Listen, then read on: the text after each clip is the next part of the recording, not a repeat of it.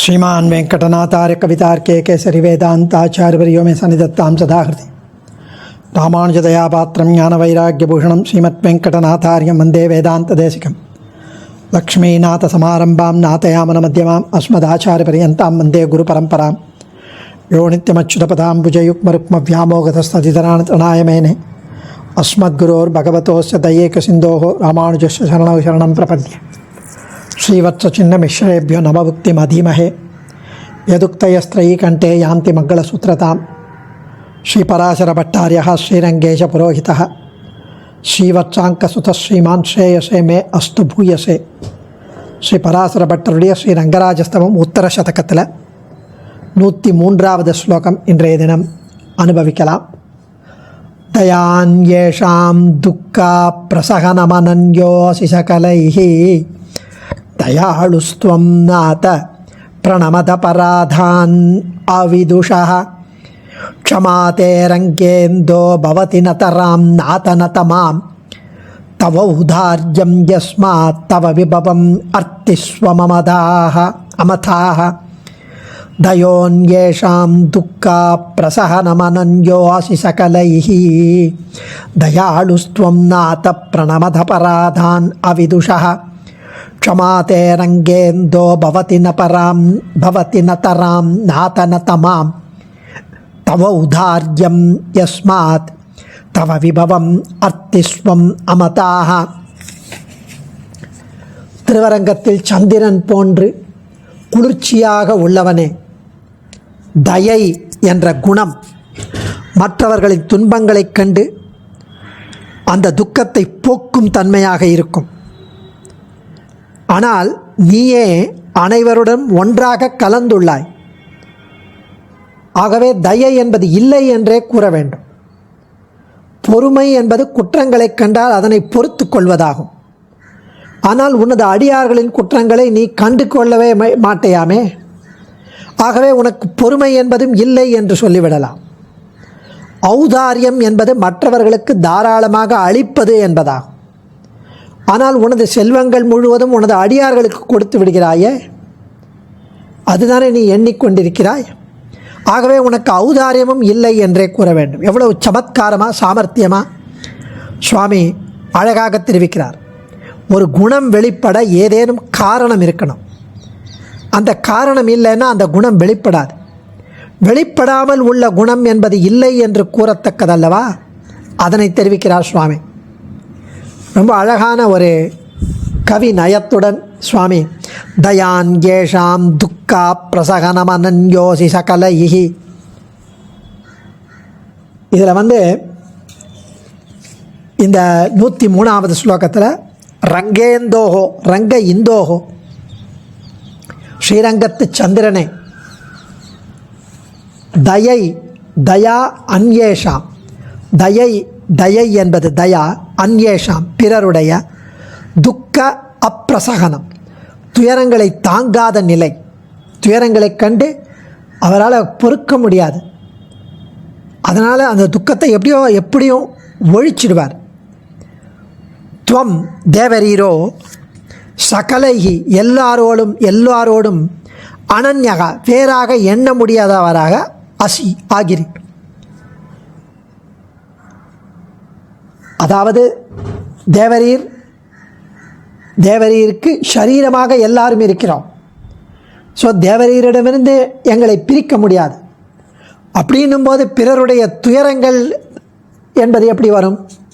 தயை என்பது எப்படி வரும்? ஆதலால் தயாளுக ந, தேவரீர் கருணை நிரம்பியவர் இல்லை என்று தான் சொல்லணும்.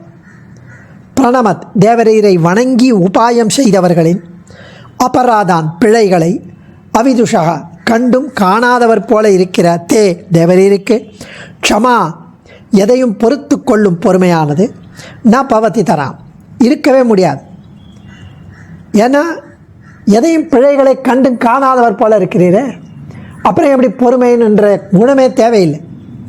யஸ்மாத் எந்த காரணத்தால், தவ தேவரீருடைய, விபவம் உபய விபூதிகளாகிய லீலா விபூதி நித்திய விபூதி யாவற்றையும், அர்த்திஸ்வம் யாச்சகர்களாக பக்தர்களாக பாகவதோத்தமர்களை அவர்களுடைய சொத்து என்று தேவரீர் எண்ணியுள்ளீர், அமதாக எண்ணியுள்ளீர். அதனால் தவ தேவரீருக்கு ஔதாரியம் வாரி வழங்கும் வள்ளல் தன்மையும் ந பவதிதமாம் இருக்க முடியாது.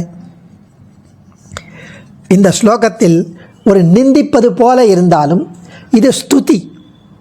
அவ்வளவு ஆச்சரியமானவர் தேவரீர்.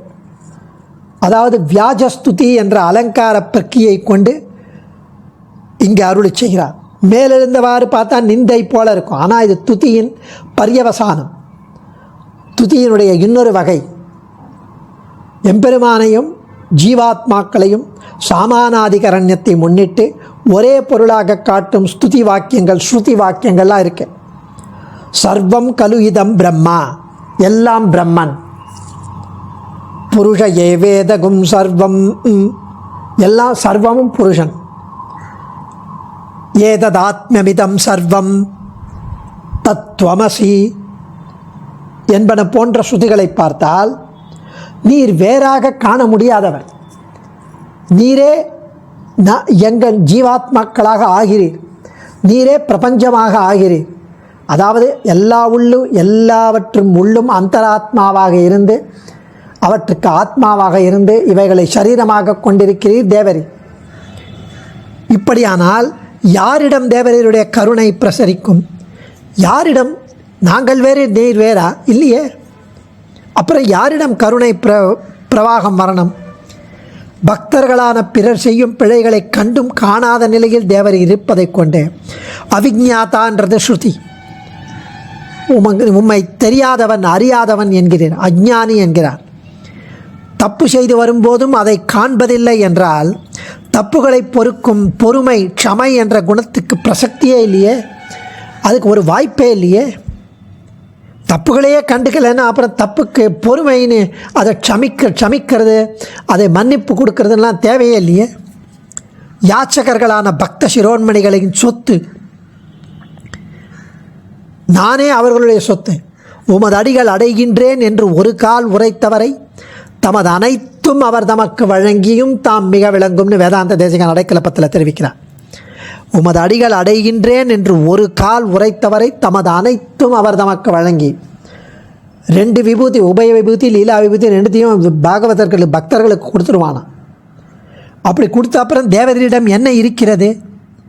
எதுவுமே இல்லாத தேவரீரை எப்படி நாங்கள் வள்ளல்னு சொல்ல முடியும்? உதாரா சர்வையே வைத்தே ஞானி துவாத்மைவ மே மதம்னு யாச்சிப்பவர்களையே தேவரீர் உதாரராக கூறுகிறீரே, அப்புறம் நீர் எப்படி உதாரர் என்று சமத்காரமாக அருளுகிறார். 98வது ஸ்லோகத்தில் தயை என்பது பிறர் துன்பங்களை களைவதாக கூறினார். ஸோ இதில் அவர் பிறர் துக்கங்களை பார்த்து தானும் துக்கிப்பதாக நம்ம தப்பாக புரிந்து கொள்ளக்கூடாது என்பதை இங்கே கவனிக்கணும். அதை பொறுக்க முடியாதவர். தயா க்ஷமா ஔதாரியம் என்ற 3 குணங்களையும் இப்படி ஆச்சரியமாக வர்ணித்தருளுகிறார். இன்ஃபேக்ட் குரத்தாழ்வானும் வரதராஜஸ்தவம் 20வது ஸ்லோகத்தில் இதே மாதிரி தெரிவிக்கிறார்.